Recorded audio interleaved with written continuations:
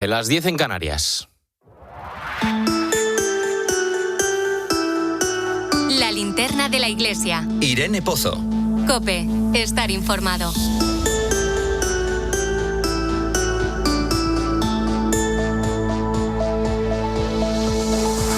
Y como cada viernes a esta hora es momento de irse hasta el Vaticano para conocer, esta vez sí, ya por primera vez en el verano lo podemos decir, la intensa agenda que ha tenido el Papa esta semana y lo que tiene por delante. Ángeles Conde, corresponsal, muy buenas noches. Álvaro, buenas noches. Se llevaba muchísimo tiempo hablando de ello y por fin el Vaticano lo ha confirmado. Primera gira sudamericana de León XIV, Ángeles. Sí, era un secreto a voces que el Papa iba a ir a Perú, que quería ir a Perú porque él mismo lo había dicho. Entonces, esta semana el Vaticano ya por fin lo ha confirmado. Va a viajar a Perú, León XIV, pero que además va a viajar a Uruguay y a Argentina. Va a ser entre el 6 y el 17 de noviembre.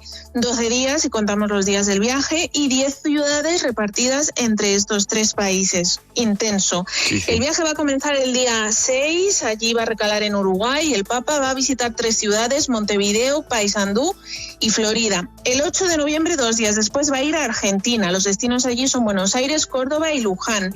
Y del 11 al 17, es decir, 6 días, el doble de tiempo, el Papa va a estar en Perú para visitar Lima, Chiclayo, donde fue obispo, recordemos, entre 2015 y 2023, Cuzco y Pucallpa. La Santa Sede de momento no ha dado más detalles, tenemos los destinos, tenemos las fechas, pero el programa detallado pues ya nos lo dirán con alguna antelación, pero un poco más a futuro. Y lo que sí que hemos conocido detalles de un viaje, Ángeles, ha sido hoy mismo precisamente del próximo viaje del Papa León XIV, que va a ser, como todos sabemos, a Francia del 25 al 28 de septiembre. Ángeles, ¿qué va a hacer el Papa durante estos días? Sí, aquí sí que tenemos agenda detallada, no la vamos a decir toda aquí en esta conexión porque si no estaríamos como 10 minutos, ¿no? Porque tela. Van a ser 9 discursos los que va a pronunciar el Papa, un saludo, que se puede contar como discurso, y 4 homilías. En este viaje apostólico, como bien dices, 4 días, 3 destinos, París, Lourdes y la ciudad de Metz. En París vamos a destacar, por ejemplo, el encuentro con Emmanuel Macron, la visita a la sede de la UNESCO, que era uno de los anfitriones que habían insistido en que León XIV fuera a Francia, las vísperas con la iglesia local, que van a ser en Notre Dame, y una gran vigilia en el estadio de Saint-Denis. Y todo eso va a ser el primer día. Madre mía. Después va a haber también, destacando cosas de París, una misa en la Place de la Concorde, o sea, en una plaza enorme, donde los Campos Elíseos, eso va a ser una maravilla.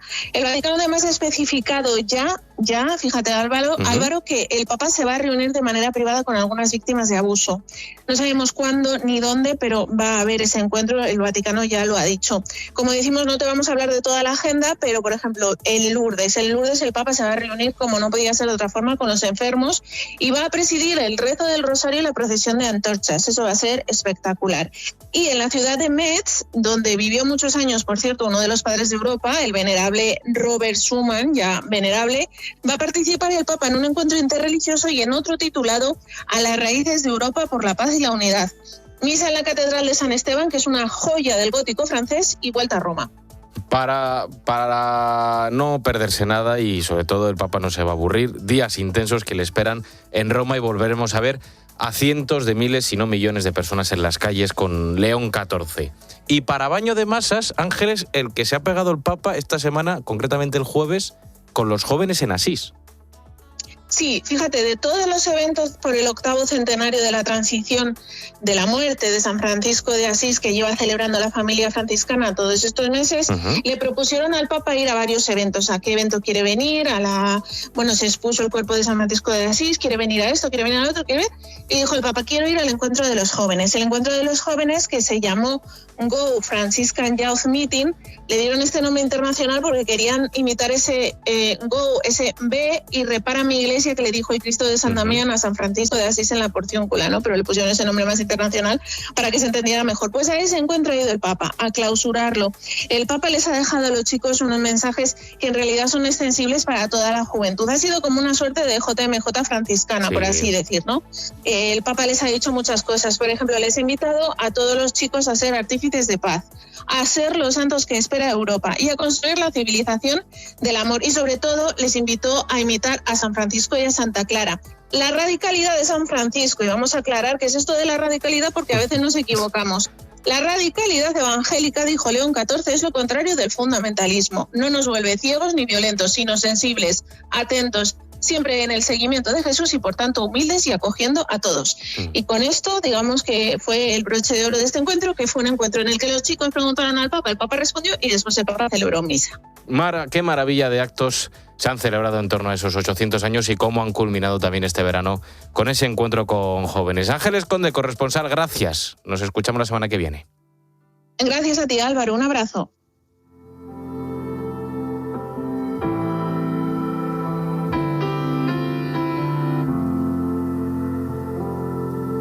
Miguel Mauri Buendía quería ser párroco. De hecho, se ordenó sacerdote en el año 1980 y soñaba con una parroquia en Madrid. Pero un día, el cardenal Ángel Suquía lo llamó. El Papa necesitaba un sacerdote joven para la Academia Diplomática de la Santa Sede. «Yo no hablo ningún idioma», respondió. «Eso se aprende», le dijo el cardenal. Y así, casi 40 años después, ahora habla 6 idiomas. Desde entonces ha sido diplomático vaticano en Ruanda, donde vivió un genocidio en primera persona, en Uganda, en Marruecos, Nicaragua, Egipto, Eslovenia, Macedonia, Irlanda. Ha sido nuncio en Kazajistán, Kirguistán, Tayikistán con Benedicto XVI y en Rumanía y en Moldavia con el Papa Francisco. Y desde el año 2023 es nuncio en Gran Bretaña con un trato directo con el rey Carlos III.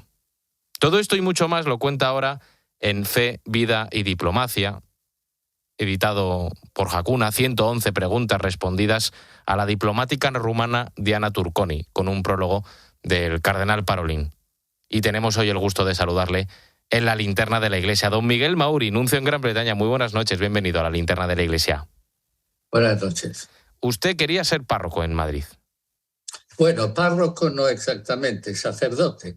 Sacerdote en parroquia. Normalmente hubiera sido, pues, terminar como párroco. De hecho, cuando a mí me ordenaron, pues me mandaron a Collado Villalba, sí, a la estación, la parroquia de la Santísima Trinidad. Y yo allí tuve 4 años felicísimos, ¿no? Organizándolo todo, porque era una parroquia que había estado un poquito abandonada, ¿no? Llegué con don Carlos Sainz, que había sido párroco en Torrejón de Ardoz, y entonces llegamos juntos los dos.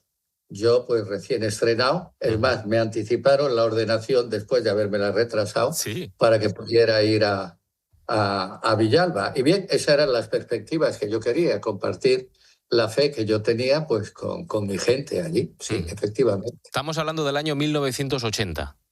Sí.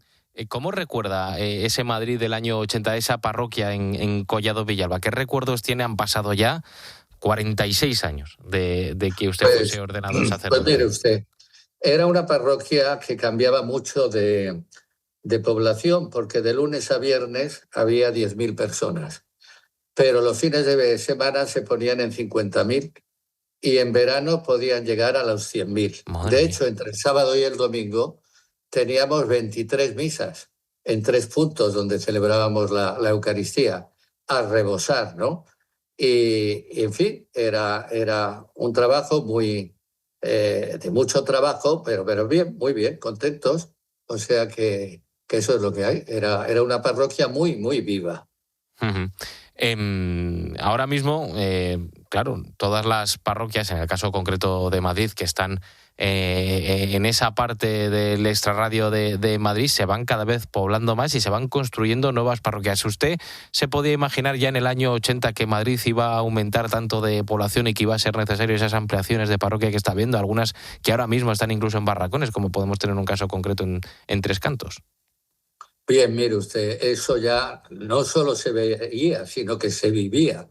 El cardenal Tarancón se vanagloriaba que durante el tiempo que él había sido arzobispo de Madrid había consagrado una parroquia nueva por mes. O sea, figúrese usted, haga el cálculo, de todas las parroquias que eran. Y yo me acuerdo, porque yo le acompañaba como ministro de báculo cuando era seminarista, ¿no? En muchas de las parroquias que se hacían en bajos y tal, decían, bueno, aquí el Señor está como un vecino más. Pero, en fin, ya trataremos de hacer una parroquia como se debe, con todos sus salones, con todo y tal. Pero esa gran explosión, podemos decir, demográfica, ya había empezado a finales de los años 60, ¿no? De hecho, don Casimiro Morcillo dijo que las parroquias en Madrid deberían de tener unos 5.000 habitantes, porque había parroquias pues enormes con 9 coadjutores y tal. Es decir, que eso es un proceso muy largo que lleva desde hace mucho tiempo, porque claro, el Madrid de los años 60 era 2 millones de habitantes. Yo me acuerdo cuando se le celebró el nacimiento de la niña, que era 2 millones de Madrid, ¿no? Y ahora pues es más del doble. O sea que sí, no es un fenómeno nuevo, ¿no? Uh-huh. Y cuando usted estaba ahí en esa parroquia, en Collado Villalba, de repente le llama el cardenal Suquía. Bien, es decir, sí, yo le había pedido, nada más que él llegó a la diócesis, de estudiar un poco, porque la formación académica que yo había tenido en el Seminario de Madrid, pues veía que tenía lagunas. Y entonces me mandaron a estudiar a Salamanca. Entonces yo iba de lunes a jueves a Salamanca y los fines de semana volvía a la parroquia, en la que ya llevaba 3 años, ¿no? Es decir, que ya habíamos un poco controlado, habíamos montado toda la catequesis de niños, de jóvenes. Primer año confirmamos 200 jóvenes, o sea, para decir eso en una sola parroquia, ¿eh? O sea que por eso le estoy hablando de cifras. Y entonces, pues me llamó antes de Navidad y me planteó lo de ir a Roma. Claro, yo le dije, pues sí, efectivamente, que no hablaba ningún idioma. Me dijo, bien, sí, eso se aprende. Dice, tú vas. Si ves que no es lo tuyo, te vuelves a la diócesis por la puerta grande. Si no, adelante. Y bueno, yo cuando terminé los estudios en la Academia Diplomática, me volvió a preguntar, ¿qué tal? Le dije, mire usted, estoy contento, pero en la parroquia era feliz. Dice, bueno, alguien tiene que hacer este trabajo. Y si tú lo puedes hacer, pues adelante. Ya está. Así fue. Y me he pasado toda la vida pues de nunciatura en nunciatura por todo el mundo, pero siempre como secretario he tenido un trabajo pastoral directo con la gente, en parroquias, en escuelas, en lo que fuera. Siempre lo he tenido. Y luego ya, desde que soy nuncio, pues casi todos los fines de semana pues voy a visitas a las parroquias, digo misas, estoy haciendo las visitas pastorales a todas las diócesis, o sea que bien, no he perdido ese ímpetu, por decirlo así, pastoral. Y contacto con la gente. Para las que nos están escuchando y no tengan ni idea de qué es un nuncio, ¿qué es y en qué se diferencia de un embajador? Bueno, pues mire usted, un nuncio, ahí está, es un embajador, es el embajador del Papa. Pero, claro, tiene una función distinta. Yo siempre digo que nosotros no tenemos naranjas que vender ni petróleo que comprar.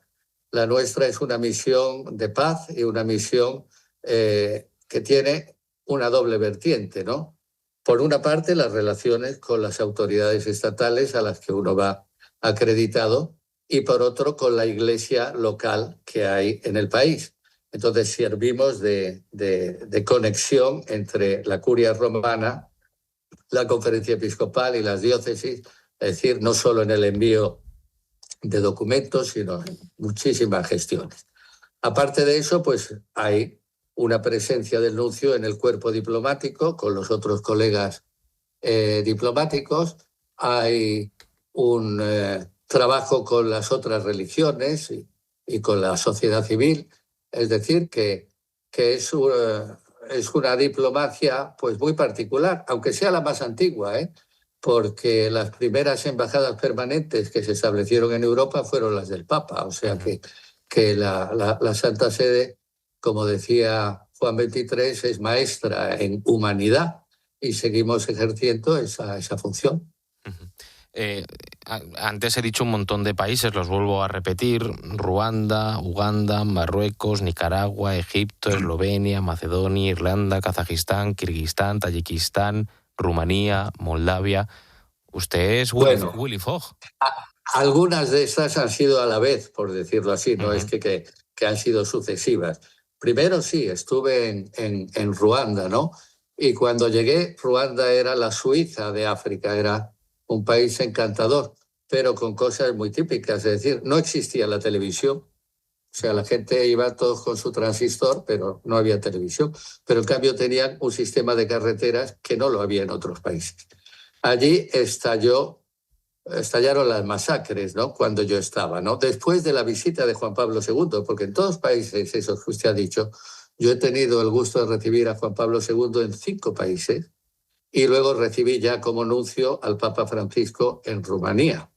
Es decir, que era una situación muy distinta. Claro, usted se puede imaginar de España llegar de golpe a Ruanda. En aquel entonces no había teléfonos móviles, las conferencias costaban una barbaridad, o sea que estaba uno aislado de todo, ¿no? Por decirlo así, allí. Pero bien, o sea que eso también ayuda a formarse en italiano dicen hacerse el esqueleto, ¿no? Pues resistir en circunstancias de estas. Y bien, después pues estuve en Uganda, etcétera. Pero, por ejemplo, Macedonia y Eslovenia pues eran conjuntas. Y luego Kazajistán, Kirguistán y Tayikistán eran conjuntas. Es decir, que yo estaba en Kazajistán, pero iba de vez en cuando a los otros países. Lo mismo en Rumanía. Yo estaba en Bucarest, pero iba a Chisinau, a la capital de Moldavia, de vez en cuando también, y seguía los temas de allí. Es decir, que no es que haya hecho yo tantísimas nunciaturas, bueno, han sido 7 destinos distintos. Y luego, antes de convertirme en nuncio, estuve 5 años en la Secretaría de Estado, en la sección para las relaciones con los estados, encargado de la zona de los Balcanes, que era también una zona bastante movida, ¿no? O sea que podemos decir ha sido todo un aprendizaje y preparación, y va uno conociendo todas las realidades del mundo. Y la Iglesia que es una, es distinta en cada país, porque claro, está enculturada y tienen tradiciones diferentes y maneras de ver distintas la fe. Su primera misión diplomática entonces fue Ruanda, ¿no? Sí. ¿Qué edad tenía usted? Pues vamos a ver, yo creo que tenía 31 o así, sí, porque me mandaron con 28, 3 años, 31. Sí. ¿Y le llevan a Ruanda a hacer qué? Es decir, ¿qué pinta uno de Madrid? De adepto a aprender el oficio, ¿qué se dice? Había un nuncio italiano de Brescia, el monseñor Giovanni Battista Morandini, que tuvo mucha paciencia conmigo, pues enseñarme a todo, es decir, pues desde llevar la contabilidad de la casa a preparar las minutas de la correspondencia, en fin, pues aprender el oficio. Uh-huh. Pero yo al mismo tiempo, ya le digo, me encargué allí, por ejemplo, de preparar para la primera comunión y para la confirmación a todos los hijos de extranjeros, porque allí los extranjeros usaban el francés, entonces ahora usan el inglés. Después de la guerra cambió la influencia, ¿no? Pero usaban el francés, mientras que los locales hablaban Kinyarwanda. Entonces, claro, pues yo preparaba a los niños para la confirmación, que los confirmaba el nuncio, y a las de primera comunión, que les daba yo la primera comunión. Es decir, que también los fines de semana tenía mi trabajo pastoral. Uh-huh. Y vivió, nos ha contado, la gran masacre entre Hutus y Tutsis ahí en Ruanda. Bueno, el inicio. Es decir, porque después de un mes que empezaron las estas, me trasladaron a Uganda, desde donde seguí la guerra, desde la otra parte de la frontera, ¿no? De hecho, para trasladarme, que lo normal hubiera sido ir en automóvil por carretera, pues como estaba la guerra en la frontera, me tuvieron que buscar, me metieron en un avión lleno de guerrilleros tutsis ruandeses que iban a Burundi, que estaba dominado por los tutsis, y desde Burundi iban a Kampala a dejar estos guerrilleros voluntarios. Y entonces pues yo fui con todos los guerrilleros en el avión, claro, se me metieron ahí. Y yo pensaba, estos pobres chavales pues van a la muerte todos de cabeza, ¿no? O sea que así fue el traslado, ¿no? Uh-huh. ¿Usted cómo se prepara un diplomático de la Santa Sede? ¿Qué se estudia? Bueno, pues se estudia, aparte de un par de idiomas, ¿no? El derecho, el estilo diplomático, también la administración, en fin, son unos cursos internos que se dan en la Pontificia Academia Eclesiástica, pero que hay que conjuntarlos con la obtención de un título superior en cualquier universidad pontificia. De hecho, pues yo hice el doctorado en Derecho Canónico, ¿no? En el Angélicum, aunque ya completé antes la licenciatura en Teología Dogmática, que lo hice en Salamanca, ¿no? Estamos hablando con don Miguel Mauri, es el actual nuncio en Gran Bretaña. Acaba de publicar Fe, Vida y Diplomacia, un libro en el que pues, responde a unas preguntas a la diplomática rumana Diana Turconi, hablando de su vida, hablando de su experiencia diplomática. Nos lo está contando aquí en la linterna de la Iglesia. Lo que no muchos saben, don Miguel, es que usted, aparte de diplomático, es también escritor. Y no sé si hay un libro de referencia en Eslovenia que ha escrito usted. Bueno, mire usted, sí, he escrito algunas cosas. Para mí, el libro más simpático que he hecho es uno sobre mi experiencia con todos los animales y se llama Siguiendo su instinto. Está agotado, pero si usted lo pide por Amazon, se lo reestampan en una versión bastante cutre y se lo mandan por 4 gordas, que se dice, ¿no?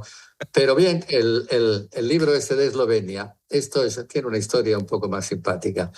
Lo escribí pues en el 2002. Estaba yo entonces en Eslovenia. Y entonces es un libro, una novela histórica, El cáliz de Carlos V.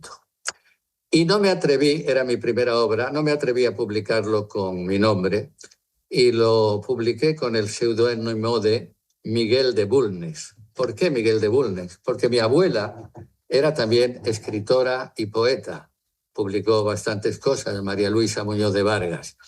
Pero le había prometido a su padre que no escribiría teatro. Y ella escribió teatro, pero lo publicó siempre con el seudónimo de Félix de Bulnes. Entonces dije, porque Bulnes es uno de los apellidos de la familia antigua, ¿no? Digo, bueno, pues entonces yo publico como Miguel de Bulnes. Después de 20 años, pues releí el libro y lo corregí en algunas cosas.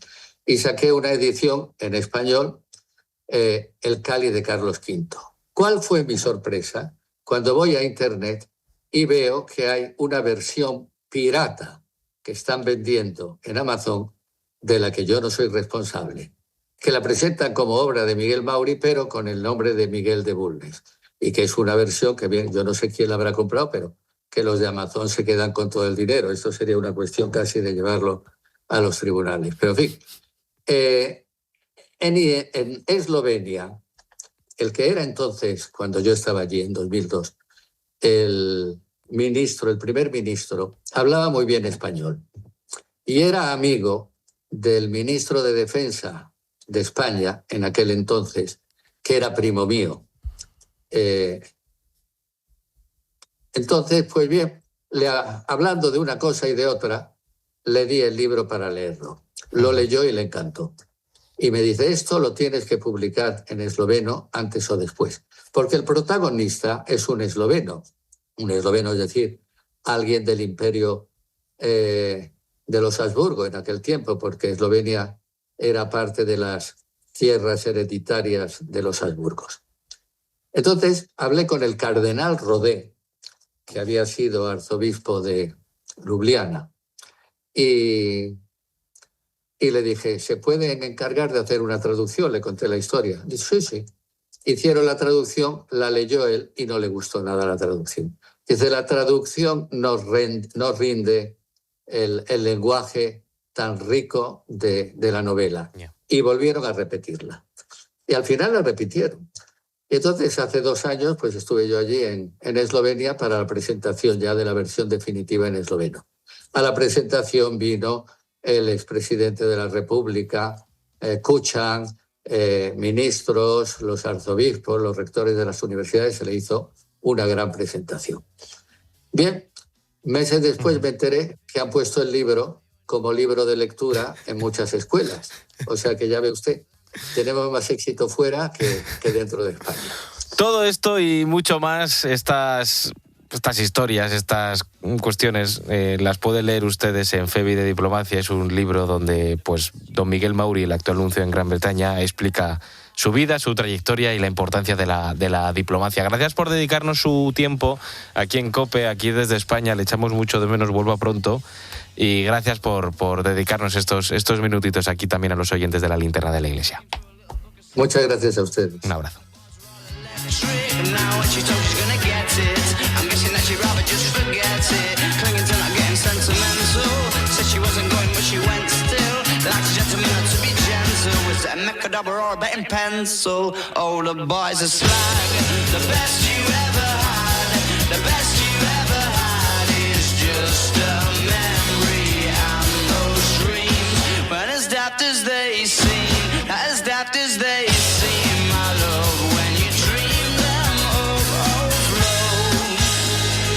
Y con esto lo dejamos por esta semana. Volvemos en 7 días con más historias aquí en la Linterna de la Iglesia. Te quedas ya con lo mejor del deporte, con el partidazo de COPE. Que pases un feliz viernes. Buen fin de semana. Adiós, adiós.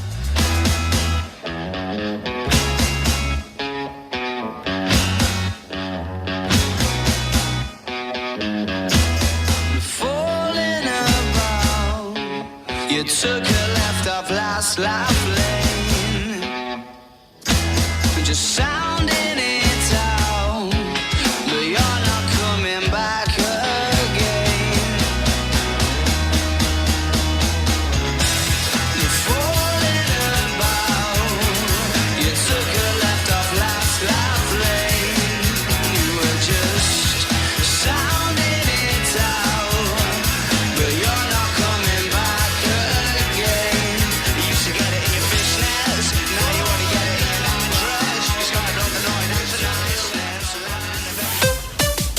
Escuchas COPE. Y recuerda, la mejor experiencia y el mejor sonido solo los encuentras en cope.es y en la aplicación móvil. Descárgatela. Estos sí son unas segundas rebajas, solo en Rapimueble. Dormitorio juvenil compacto 389. Conjunto de matrimonio de canapé más colchón 354 euros. Más ahorro, más ofertas, más barato. Segundas rebajas en Rapimueble. Estamos muy cerca de ti y en rapimueble.com. Vale, como empresa tengo que cumplir la nueva normativa de envases y para eso están los scrap. Me hago un Excel, los comparo, leo la letra pequeña, llamo a mi gestor de residuos, pido una reunión. Tranquila, yo entré en Genci.es, hice clic, clic, clic y ya estoy cumpliendo la ley. Y sin cambiar mi operativa ni la de mis clientes. ¿Así sin más? Claro, Genci se encarga de todo. Hazlo fácil, hazlo Genci y hazlo ya. Este verano rodéate de los tuyos y celebra cada momento con Cepa 21. Amigos, una buena mesa y un gran vino pueden convertirse en un plan inolvidable. Porque un brindis con Cepa 21 es sinónimo de éxito. La apuesta segura de José Moro en Ribera del Duero y este verano también la tuya. Elige Cepa 21. En Alcampo del 7 al 9 de agosto tienes el cordero recental por cuartos u octavos a 15,95 euros el kilo. Oferta disponible en hipermercados, supermercados y alcampo.es en Península y Baleares. En Alcampo sales ganando. Meter la maleta, la tuya, la suya, la de tus hijos, sombrillas, toallas, abanico y crema de sol. ¿Has cogido el bañador? Has cogido bañador. Rotonda, salida, atasco, 20 kilómetros, 90, 200, que si tengo hambre, que si tengo sed. ¿Cuánto falta? ¿Cuánto falta? ¿Cuánto falta? ¿Cuánto falta? ¿Cuánto falta? ¿Cuánto falta? Y... una estación de servicio Repsol. Uf, qué bueno es parar. Sobre todo cuando tienes buen café, tus chocolatinas favoritas, irresistibles bocadillos de jamón y los mejores servicios en carretera. Se hace camino al parar. Repsol. Perdona, ¿tendrías sitio para dos? Sí, pero es que solo me queda una mesita al sol en la terraza. Ah, no se preocupe. Podemos comer pensando en la friolera